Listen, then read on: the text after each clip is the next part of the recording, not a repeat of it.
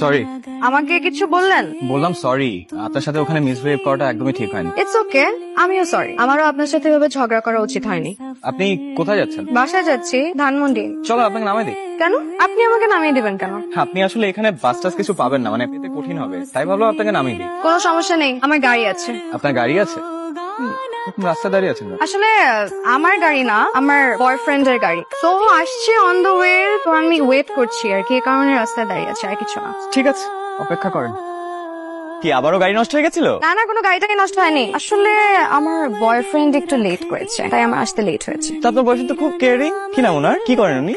ব্যবসা ব্যবসা করেন, বিজনেসম্যান, বুঝলেন? Group of company. আচ্ছা, আপনার এক্স গার্লফ্রেন্ড কি নাম যেন ওনার? নীলা। কেন? নীলা? নীলা তো আমার এক ফ্রেন্ডেরও নাম। আমার ছবি আছে, দেখি। আরে এই নীলা, ও তো আমার ফ্রেন্ড, আমার খুব ক্লোজ ফ্রেন্ড, বুঝলেন? আপনি আগে বলবেন না? কেউ চেনেন? হ্যাঁ, আমার খুবই ক্লোজ, গত পরশুদিনও দেখা হয়েছে। আগে বলবেন না? হ্যালো। হ্যালো, কেয়া? আমি আবির। হ্যাঁ আবির, বলেন না, এত রাতে ফোন করলেন যে? আপনি কি ঘুমিয়ে পড়েছিলেন? না না, ঘুমাইনি। আসলে এখন আমি আমার বয়ফ্রেন্ডের সাথে কথা বলি তো। আসলে আপনার কাছ থেকে একটা হেল্প দরকার। আপনি বলছিলেন না নীলাকে চেনেন? নীলা? কোন নীলা? আরে আমার এক্স গার্লফ্রেন্ড। ও হ্যাঁ, চিনি তো, ভালো করে চিনি। কি হেল্প লাগবে বলেন? আসলে ও আমাকে সোশ্যাল মিডিয়া থেকে ব্লক করে দিয়েছে, নাম্বারটাও চেঞ্জ করে ফেলেছে। ওর নাম্বারটা কি আমাকে একটু দিতে পারবেন? খুব জরুরি দরকার। ওর নতুন নাম্বার আমার কাছে নেই। নাই? তাহলে একটু ম্যানেজ করে দেন না, আপনার সাথে তো প্রায়ই দেখা হয়। ঠিক আছে ঠিক আছে, দেখি পারলে ম্যানেজ করে দেবো। ঠিক আছে, থ্যাংক ইউ। নীলার নাম্বার লাগবে।